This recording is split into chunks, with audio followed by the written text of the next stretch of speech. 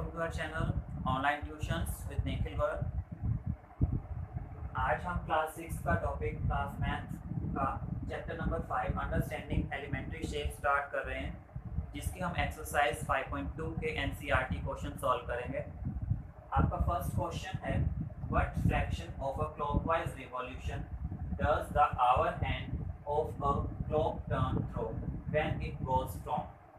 कि what fraction of a clockwise revolution does the hour hand of a clock, एक घड़ी का, एक क्लॉक का आवर हैंड, जो आवर हैंड है, आवर वाली सुई है, what fraction it turn, ये कितना टर्न करती है, कितने फ्रैक्शन टर्न करती है, when it goes from, जब यह जाती है from ए पार्ट में करना है 3 to 9, जब ये 3 से 9 तक जाती है। तो इसमें हमें सबसे पहले नॉलेज होनी चाहिए, पता होना चाहिए क्लॉकवाइज और एंटी क्लॉकवाइज रिवॉल्यूशन क्या होते हैं, और फ्रैक्शंस के बारे में कि इसके अंदर कितनी फ्रैक्शन रिवॉल्व होते हैं, कितने एंगल्स रिवॉल्व होते हैं।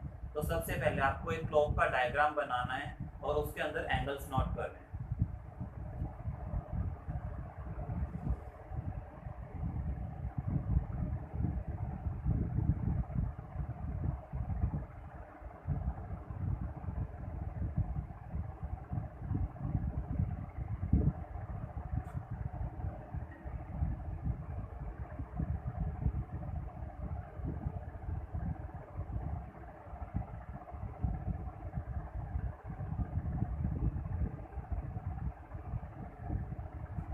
ये एक बेसिक डायग्राम है क्लॉक का, जिसके अंदर हमने सबसे पहले बनाए हैं जो हमारे पास क्वार्टर पॉइंट्स होते हैं, जहाँ पर हमारे पास सबसे घड़ी 4 इक्वल पार्ट्स में डिवाइड हो जाती है, 12, 3, 6 और 9। उसके बाद हमने उनके बीच में 2 पॉइंट्स इक्वल डिस्टेंसेस पर लगा दिए, 1, 2, 4, 5, 7, 8, 10 और 11।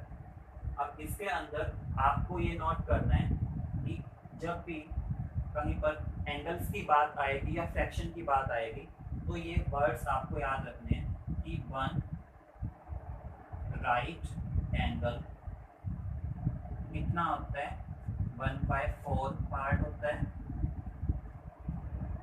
1 राइट एंगल होता है 1/4 part. 2 right angles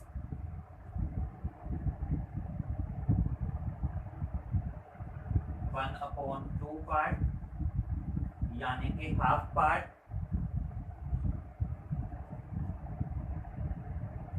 3 right angles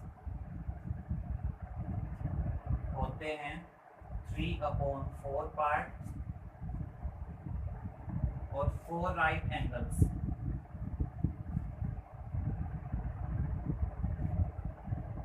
होते हैं 1 कंप्लीट रिवॉल्यूशन। और ये एंगल्स और पार्ट्स हमें कैसे पता चलेंगे?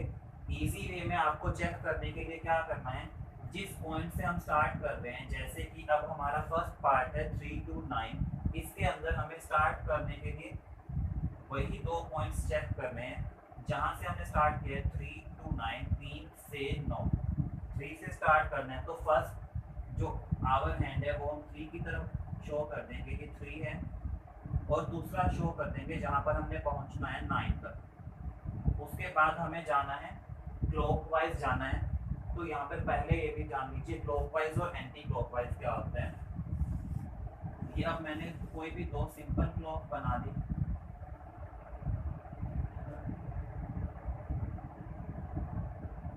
हमारी जो नॉर्मल क्लॉक है उसमें हमेशा टाइम कैसे चलता है, हमारी जो आवर हैंड है, मिनट हैंड और सेकंड हैंड है, वो सभी इस डायरेक्शन में चलते हैं। तो इस डायरेक्शन को हम बोलते हैं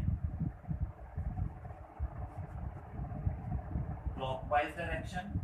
अगर किसी भी क्वेश्चन में हमें एंटी क्लॉकवाइज जाना है तो हमें इसके अपोजिट डायरेक्शन में जाना होगा, यानी कि जिस डायरेक्शन में वॉच चलती है, घड़ी चलती है या क्लॉक चलती है, उसके अपोजिट डायरेक्शन को बोलते हैं anti clockwise direction, anti clockwise. तो अभी इस पार्ट में हमें करना है क्लॉकवाइज रिवॉल्यूशन में 3 to 9। 3 से 9 पे जाना है क्लॉकवाइज जाएंगे तो इस साइड से जाएंगे 3 से 4 5 6 7 8 और 9 पर। तो यहाँ पर एक हम डॉट्स में लगा के एरो शो करेंगे कि हम इस डायरेक्शन से गए हैं 3 से लेके 9 पे।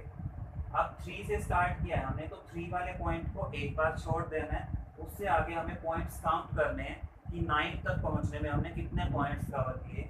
4 5 6 7 8 9 टोटल कितने पॉइंट्स हमने कवर किए 1 2 3 4 5 और 6 पॉइंट्स कवर किए। अब ये हमने जो एंगल्स लिखे हैं इन्हीं के साथ आपको ये पॉइंट्स भी लिखने हैं कि हर एंगल में कितने पॉइंट होते हैं। 1 राइट एंगल या 1/4 पार्ट को कवर करने के लिए हमें कितने पॉइंट कवर करने हैं 3 पॉइंट्स। 2 राइट एंगल कवर करने के लिए 6 पॉइंट्स।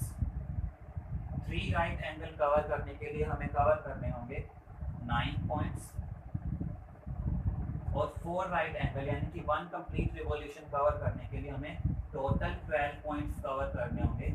यानी कि इस पार्ट में जिसमें 12 पॉइंट्स कवर होंगे यानी कि 1 कंप्लीट रिवॉल्यूशन होगा, उसमें रिवॉल्यूशन होने के बाद हमने जहाँ से स्टार्ट किया है उसी पॉइंट पर हम वापस पहुँच जाएंगे, क्योंकि एक क्लॉक में टोटल 12 पॉइंट्स होते हैं। 12 पॉइंट्स कवर करने के बाद वो वापस उसी जगह पर आ जाएगा।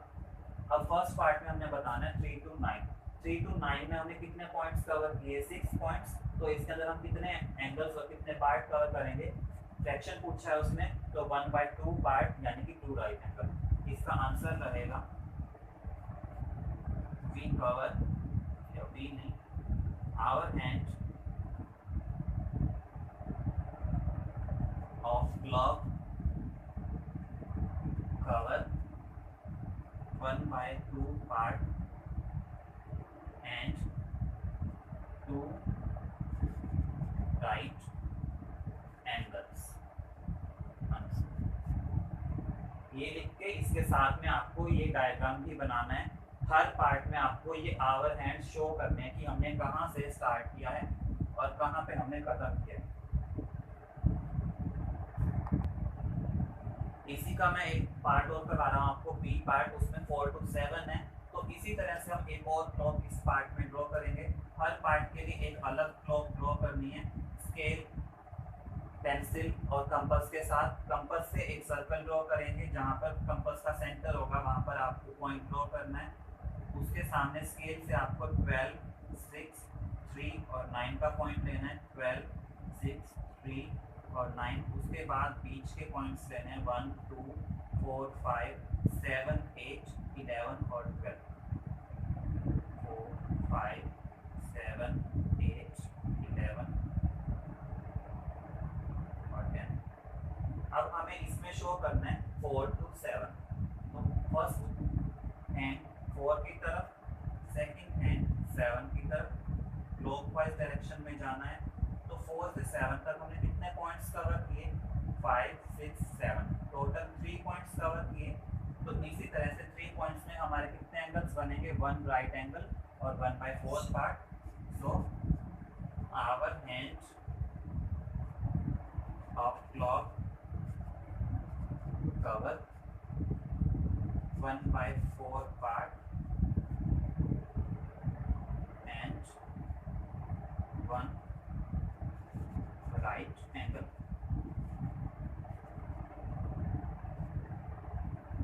इस तरह से आपको क्वेश्चन नंबर 1 के सभी पार्ट्स कंप्लीट करने हैं। अब हम स्टार्ट करेंगे क्वेश्चन नंबर 2। तो क्वेश्चन नंबर 2 में हमें क्या बताना है, where will the hour hand of a clock stop. एक घड़ी का आवर हैंड कहाँ पर रुकेगा इफ इट, अगर यह है पार्ट सी कर रहे हैं, इफ इट स्टार्ट एट 5, अगर ये 5 से स्टार्ट करता है, 5 से शुरू होता है and makes 1/4 of A revolution clockwise, और अगर ये इसका 1/4 पार्ट कवर करता है क्लॉकवाइज डायरेक्शन में। अभी हमने डायरेक्शंस की थी इससे पहले वाले पार्ट में कि क्लॉकवाइज और एंटी क्लॉकवाइज क्या होती हैं। तो हमें क्लॉकवाइज रोटेशन करनी है और 1/4 पार्ट कवर करना है। उसके बाद बताना है कि 5 से स्टार्ट करने के बाद ये कहाँ पर बचेगा।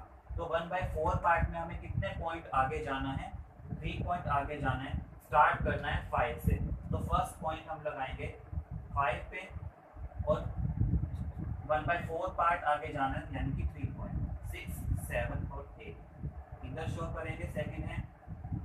तो तो यहाँ से हम शिफ्ट हो गए 8 पे, तो क्लॉकवाइज जाने के बाद after 1/4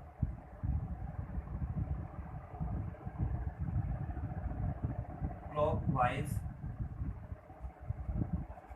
revolution, it will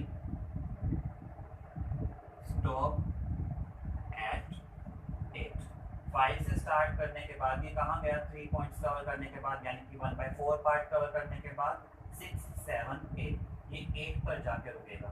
this is your answer for question number 2 part C. Question number 2 आपको इस तरीके से कवर करना है कंप्लीट।